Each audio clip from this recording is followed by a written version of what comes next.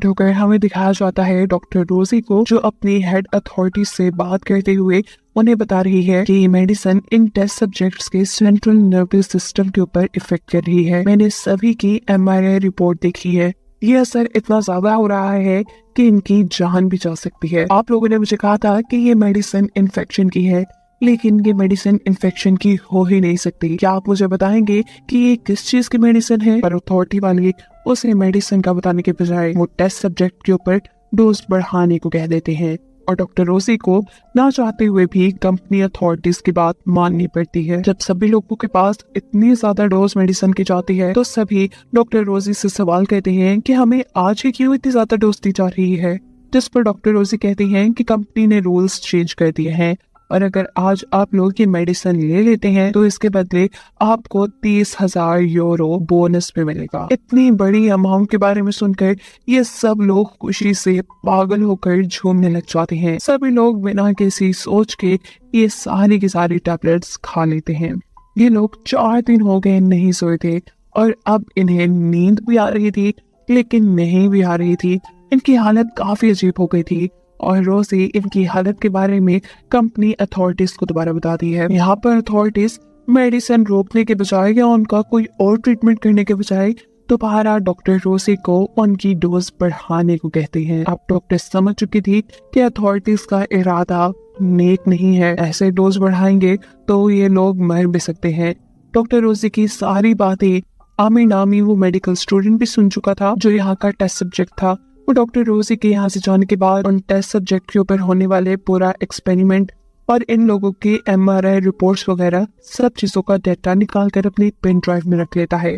MRI report देखकर तो वो बहुत घबरा चुका था। उनके दिमाग पर इतना बुरा असर हो रहा था इस मेडिसिन का, ये लोग कोमा में भी जा सकते थे और मर भी सकते थे।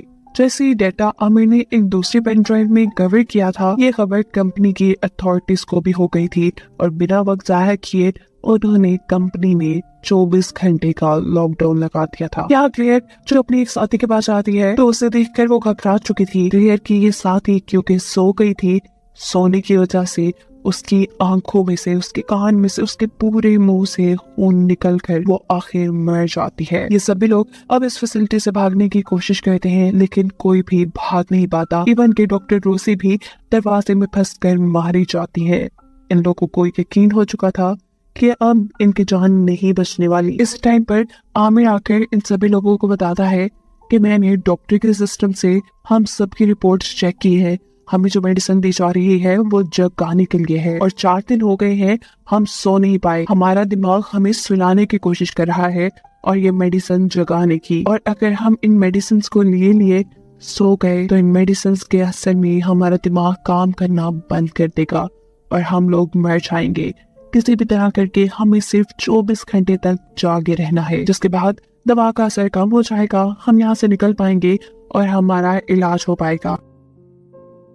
अगर हम लोग 2-4 दिन के लिए कोमा में भी चले गए, फिर भी हमारे जिंदा रहने के और कोमा से वापस आने के चांसेस ज्यादा है। आमिर यहाँ इसी फैसिलिटी के अंदर से कुछ मेडिसिन ढूंढ कर सभी लोगों को देता है और कहता है कि ये मेडिसिन तभी यूज करनी है जब नींद बिल्कुल काबू से बाहर हो जाए। ये लोग अब अपने आप को मसरूफ करते हुए जागने की कोशिश में लग चुके थे, लेकिन इतनी देर जागने की वजह से इन लोगों को हेलुसिनेशंस हो रहे थे। आमिर को हेलुसिनेशन होता है कि उनकी मरी हुई साथी जिंदा हो गई है और उसके पास आ रही है, लेकिन तभी वो अपने दिमाग को कंट्रोल में ले आता है। एक दूसरे लड़के को भी यहाँ हेलुसिनेशंस होना शुरू होते हैं। उसे किसी अंधेरे कमरे से आवाज आ रही थी, जिस आवाज का पीछा करते करते वो उस अंधेरे में चला गया था और इस सब के थोड़ी देर बाद दिखाया जाता है कि उसके भी आंखों, कान, मुंह हर जगह से खून निकलते हुए वो मर चुका है। इसका मतलब कि वो इस मेडिसिन के असर में सो गया था, उसके दिमाग ने काम करना बंद कर दिया और उसका दिमाग फटकर वो मर गया। यहाँ क्लियर जिसे अब नींद आ रही थी